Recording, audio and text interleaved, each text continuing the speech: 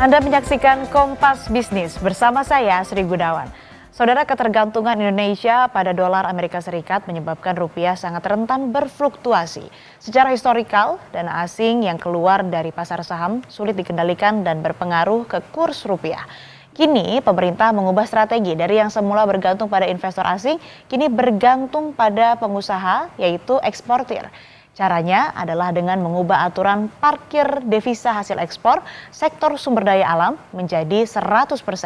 Jadi eksportir batu bara, sawit, nikel ini wajib memarkirkan uang hasil penjualan mereka di luar negeri ke perbankan dalam negeri. Kita dengarkan dulu pernyataan Presiden Prabowo Subianto tentang kebijakan devisa hasil ekspor berikut ini. Selama ini dana devisa hasil ekspor kita, terutama dari sumber daya alam, banyak disimpan di luar negeri, di bank-bank luar negeri. Pertama, pemerintah menetapkan bahwa kewajiban penempatan devisa hasil ekspor sumber daya alam dalam sistem keuangan Indonesia akan ditingkatkan menjadi 100%. Dengan jangka waktu 12 bulan sejak penempatan dalam rekening khusus DHE SDA di dalam bank-bank nasional. Ketentuan ini berlaku untuk sektor pertambangan kecuali minyak dan gas bumi. Tentang aturan main parkir devisa hasil ekspor, ada regulasi baru yang diterbitkan, yaitu Peraturan Pemerintah atau PP nomor 8 tahun 2025 yang berlaku per 1 Maret 2025. Isinya adalah ini, saudara, bisa Anda lihat di layar kaca Anda. Jadi, eksportir yang bergerak di bidang sumber daya alam, misalnya batu bara, sawit, nikel, timah, dan sumber alam lainnya, dengan nilai ekspor minimal 250 ribu dolar Amerika Serikat, ini wajib menyimpan seluruh atau 100% DHE-nya di sistem keuangan Indonesia. Jadi, eksportir wajib simpan duit mereka ke perbankan di dalam negeri. Jangka waktu yang diatur lebih lama, yakni 1 tahun. Lalu apa bedanya dengan yang lama? Nah, nanti ini kita akan bahas lebih dalam tentunya di Kompas Bisnis. Yang pasti, kata Gubernur Bank Indonesia Peri Warjio, aturan parkir ini dapat meningkatkan cadangan devisa Indonesia secara signifikan, memperkuat ketahanan eksternal ekonomi Indonesia terhadap gejolak pasar keuangan global. Rupiah juga diharapkan akan lebih adem karena kita tidak terlalu bergantung pada dolar milik investor asing, melainkan dolar dari eksportir. Nah, ini adalah salah satu dampak yang diharapkan bisa sampai ke masyarakat. Rupiah adem, maka harga-harga kebutuhan juga bisa lebih terkendali. Kita akan dengarkan dulu, saudara, penjelasan Peri Warjio, Gubernur Bank Indonesia berikut ini. Manfaatnya ya meningkatkan pembiayaan perekonomian kita dan mendukung pertumbuhan ekonomi. Yang kedua, bagi negara kita juga akan meningkatkan devisa yang masuk dan juga cadangan devisa kita, dan karenanya juga memperkuat upaya-upaya kita melakukan stabilisasi nilai tukar rupiah. Yang ketiga, kami juga bersama Bu Menteri Keuangan, OJK, dan LPS, dengan adanya dana yang lebih banyak masuk di perbankan kita, sistem keuangan kita akan lebih stabil. Apa bedanya aturan baru dengan aturan lama? Jawabannya adalah di aturan baru, kewajiban parkir DHE jauh lebih ketat. Ingatkan tadi kami jelaskan 1 tahun lama disimpannya. Nah, sebelumnya devisa hasil ekspor diatur lewat PP nomor 36 tahun 2023. Ketentuannya di aturan lama ini eksportir hasil alam hanya wajib menempatkan minimal 30% DHE-nya di dalam negeri. Secara tenor selama paling singkat ini 3 bulan. Kalau mau lebih nggak apa-apa. Secara historikal, kata Menteri Keuangan Sri Mulyani, eksportir ini sudah patuh dan mampu kok. Jadilah regulasinya diperketat. Nah, kita dengarkan lagi, saudara, bagaimana penjelasan Menteri Keuangan Sri Mulyani berikut ini. Kita juga akan terus mencek bagaimana kebutuhan, karena selama pelaksanaan sejak tahun 2023 juga kita melihat posisi dari devisa hasil ekspor yang diletakkan di dalam perbankan kita itu relatif stabil pada level kalau minimum tadinya 30%, di dalam data yang ada adalah bahkan mencapai 37 sampai 42%. Jadi ini menggambarkan mereka sudah melebihi dari yang 30%. Sekarang dengan 100% terutama untuk yang SDA, terutama yang tadi batu bara, CPO dan nikel adalah 3 komoditas yang paling besar peranannya di dalam tadi mengenerate ekspor kita dan kemudian devisa kita. Nah, yang jadi masalah adalah kondisi ekspor Indonesia yang sedang melorot alias lesu. Kompas Bisnis ambil data Badan Pusat Statistik, ekspor Januari 2024 nilainya 23,46 miliar dolar Amerika Serikat. Kemudian di Januari nilainya menyusut jadi 21,45 miliar dolar Amerika Serikat. Kondisi ekonomi global disimpulkan ini sedang tidak baik-baik saja. Inilah yang jadi dasar atau baseline koordinasi antara fiskal, moneter, dan pemerintah secara umum.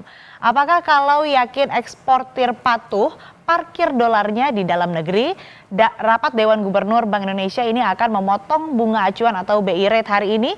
Pada Kompas Bisnis, ekonom Bahana Sekuritas Putra Satria memproyeksikan BI rate Februari 2025 berpeluang turun 25 basis poin.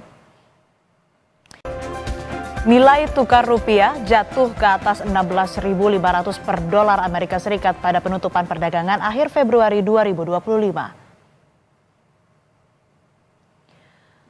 Berdasarkan kurs tengah di Jakarta Interbank Spot Dollar Rate atau JISDOR Bank Indonesia, Jumat 28 Februari 2025, rupiah ambruk di posisi 16.575 per dolar Amerika Serikat.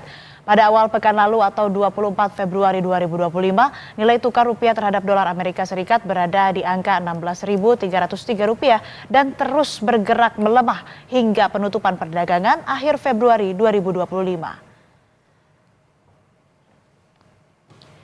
Dan saudara, lebih lengkap soal tumbangnya nilai rupiah terhadap dolar Amerika Serikat sudah bergabung Kepala Ekonom Bank Permata Joshua Pardede. Selamat pagi Mas Joshua, apa kabar? Selamat pagi Asri, kabar baik. Mas Joshua, rupiah kan ini terus tertekan. Kemudian di penutupan perdagangan akhir Februari rupiah ambruk di atas 16.500. Nah, faktor apa sih Mas Joshua yang mempengaruhi melemahnya rupiah terhadap dolar Amerika Serikat? Ya, saya melihat bahwa memang ada beberapa faktor ya. Yang pertama adalah memang permintaan terhadap dolar ini memang cenderung biasanya meningkat di akhir bulan ya, biasanya untuk pembayaran utang luar negeri, dan juga kita juga melihat bahwa memang secara umum terjadi penguatan dolar secara absolut ataupun menyeluruh ya terhadap mata uang dunia, baik itu mata uang negara-negara maju dan juga mata uang negara-negara di Asia. Dan ini juga dilatar belakangi oleh beberapa kejadian ataupun beberapa beberapa pernyataan dari misalkan perkembangan dari terkait dengan misalkan perang dagang ya, terkait dengan pernyataan dari Presiden Trump di minggu lalu yang dimana sebelumnya Presiden Trump mengatakan bahwa akan mengenakan tarif impor juga, kenaikan tarif impor pada produk-produk di Eropa. Dan juga di akhir pekannya juga kita lihat bahwa ada diskusi yang cukup alot ya antara Presiden Zelensky dan juga Presiden Trump, yang ini akhirnya memberikan ketidakpastian kembali lagi pada geopolitik di Eropa Timur ya, terkait dengan Rusia dan Ukraine, sehingga ini mendorong permintaan terhadap dolar Amerika Serikat. Meskipun memang di dalam negeri pun juga kita melihat bahwa terjadi aliran modal asing keluar ya selama bulan Februari yang lalu, khususnya di pasar saham dan juga di SRBI ya. Jadi kalau kita mencatat di sini bahwa di bulan Februari secara keseluruhan investor asing itu membukukan net sale sekitar 1,11 miliar US dollar, sementara itu di sisi kepemilikan investor asing di SRBI pun juga menurun sekitar hampir 460 juta US dollar. Meskipun di sisi SBN masih terjadi inflows ya, namun secara umum memang terjadi outflows sepanjang bulan Februari, dan itu dipengaruhi juga tadi oleh ketidakpastian global dan juga dalam negeri juga ya, dan ini tentunya dengan berbagai kebijakan yang terjadi saat ini, sehingga itulah yang melatar belakangi mengapa dolarnya kembali menguat sehingga memberikan tekanan kepada seluruh mata uang dunia. Artinya faktor besarnya ini memang dari kondisi ekonomi global begitu, bukan di dalam negeri begitu, Mas Joshua? Iya, saya melihat memang ini ada dua kombinasi ya. Tadi adalah penguatan permintaan terhadap dolar sebagai safe haven asset dan juga terjadi outflow ya di sisi pasar sahamnya ya. Terutama kalau kita lihat beberapa saham-saham berkaitan dengan saham-saham perbankan ya. Dan ini juga tentunya apakah ini juga dilatar belakangnya ataupun didorong juga oleh sentimen eksternal mungkin saja, ataupun ada faktor domestik lain lagi, itu mungkin saja juga. Tapi memang secara keseluruhan itu kombinasinya berbarengan semuanya terjadi. Ada permintaan dolar juga di dalam negeri yang biasanya juga meningkat di akhir bulannya, sehingga kombinasi dari semua hal itu membuat GISDOR di akhir bulan lalu pun juga ditutup di 16.575 per dolarnya. Oke, dampaknya terhadap masyarakat dan pelaku usaha atas pelemahan rupiah ini apa, Mas Joshua?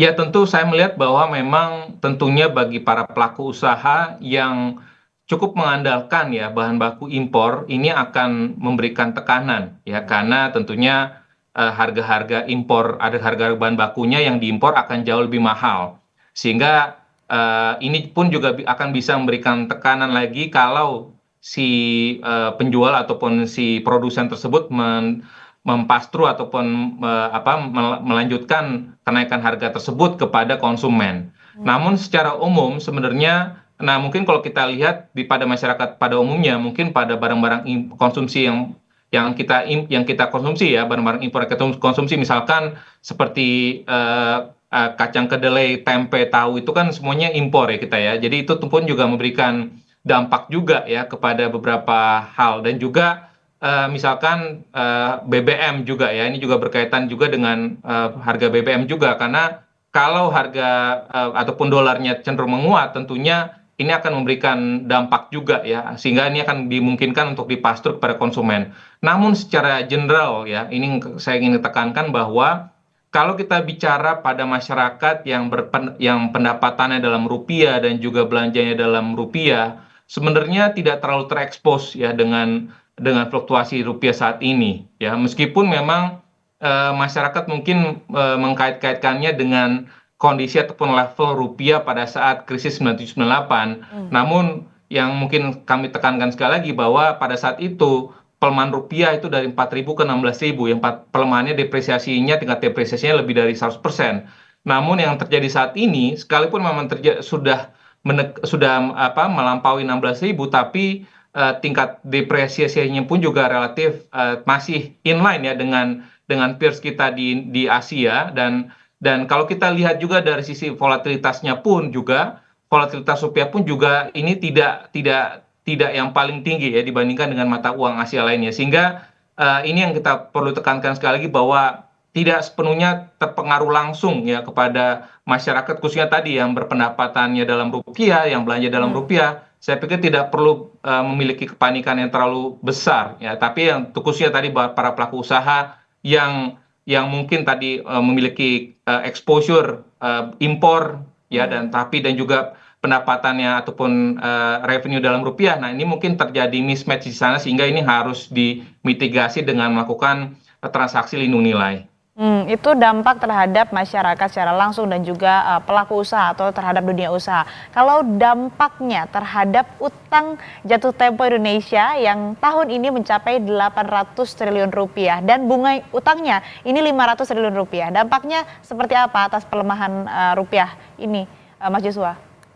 Ya, tentu dengan utang jatuh tempo pemerintah, baik itu pemerintah dan juga korporasi, tentu ini akan memberikan dampak ya, di mana baik itu bunga dan juga pokoknya, khususnya bunganya, pembayaran bunganya di tahun ini tentunya akan meningkat ya dengan adanya pelemahan ataupun penguatan dolar ya, dengan khususnya dengan denominasi, dengan utang yang berdenominasi dolar ya. Namun kembali lagi, utang yang berdenominasi rupiah ya, karena kalau kita lihat juga misalkan porsi utang pemerintah ya kan, ini juga masih didominasi juga oleh utang berdenominasi rupiah, yang khususnya lagi adalah yang merupakan penerbitan dari SBN ya, sehingga sebenarnya kalau kita lihat secara umum dampaknya pun juga tidak terlalu besar ya, karena kalau kita lihat juga dari sisi kecukupan reserve kita, ya Bank Indonesia pun juga sudah melaporkan di bulan Februari ini ataupun di data terakhir ya, data terakhir cadef kita itu sudah mencapai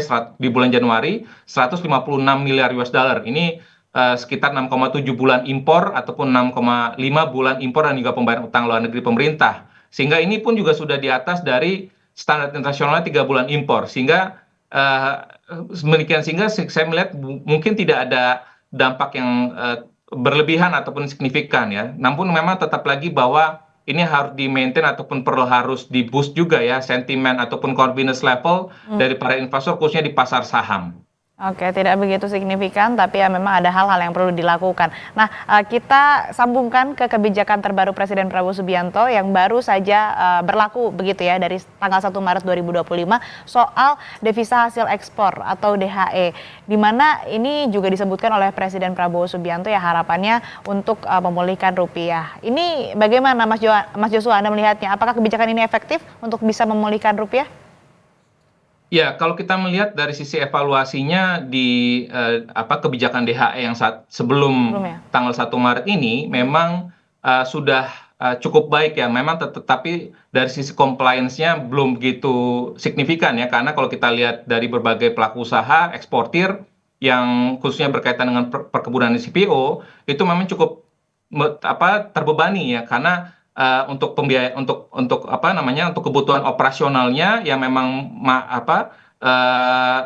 ya akhirnya jadinya dia harus menarik utang lagi ya, karena tadi dia memang harus menggunakan masih ada kebutuhan operasional di dalam negeri. Namun kalau kita lihat secara makronya ini memang tentunya akan bisa meningkatkan pasokan dari devisa dalam negeri tadi yang seperti yang disampaikan oleh Pak Gubernur Bank Indonesia dan juga Bu Menteri Keuangan. Dan kembali lagi bahwa ini akan bisa mengurangi ya, kalau hitung-hitungannya dari pemerintah kan kurang lebih tambahannya per tahun itu sekitar 80 miliar US dollar. Tapi yang tadi sudah disampaikan juga ya di tayang sebelumnya bahwa kinerja ekspor SDA kita ini dari tahun ke tahun mengalami penurunan ya, sehingga potensi overallnya pun juga akan mengalami penurunan juga, sehingga optimalisasi dari kinerja ekspor kita pun juga ini akan bisa berkurang, sehingga nanti DHE yang diparkir di dalam negeri pun ini pun juga akan bisa lebih rendah daripada perkiraan sebelumnya gitu. Sehingga memang tentunya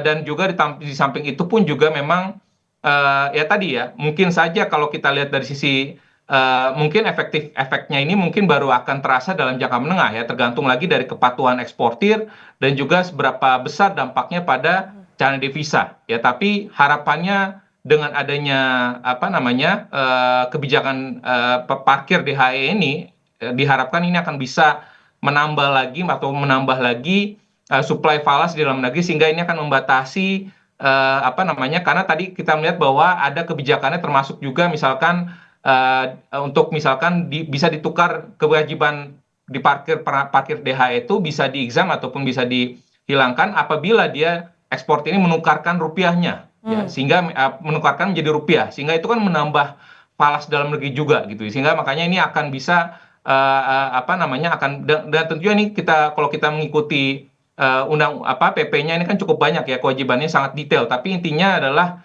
kalau kita lihat ada insentifnya juga ya, misalkan penempatan berbagai instrumen pajaknya pun juga ini insentifnya pun juga cukup memberikan insentif, sehingga diharapkan ini akan bisa ada insentif tambahan juga para eksportir untuk menempatkan dana-dana DHE-nya kepada instrumen-instrumen di dalam negeri juga. Oke, terakhir Mas Joshua, kalau dari hitungan Anda, berapa titik wajah rupiah dan bagaimana proyeksi nilai tukar rupiah terhadap dolar Amerika Serikat? Ya, memang kalau kita melihat kondisi global ya dari kebijakan Amerika, khususnya kebijakan Trump ya terkait dengan tarif impor, dan juga ada pelemahan Tiongkok, dan juga kita lihat juga ada secara fundamental ya ada potensi ekspektasi perlebaran defisit transaksi berjalan di Indonesia.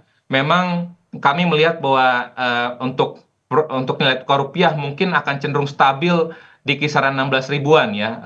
Mungkin sampai dengan akhir tahun ini kami melihatnya di 16.200 sampai 16.500-an ya, sehingga itulah mungkin yang kami lihat bahwa dengan kondisi tadi bahwa kondisi dari sentimen globalnya tidak makin memburuk ya, dengan catatan juga bahwa data-data ekonomi Amerika seperti yang kita lihat juga di minggu lalu ya, seperti core PCE dan juga PCE-nya ini memang sudah mengalami penurunan, dan juga per data hari ini ekspektasi dari pasar pun juga ya, kita melihat bahwa probability untuk Fed rate cut-nya di tahun ini pun juga nambah lagi menjadi 3 kali, sehingga dinamika dari arah suku bunga Fed pun juga ini akan terus mempengaruhi juga ya. Jadi artinya mungkin agak sulit untuk memprediksi berapa level yang comfortable buat rupiah. Namun yang terpenting lagi adalah tadi pemerintah sudah mengupayakan dengan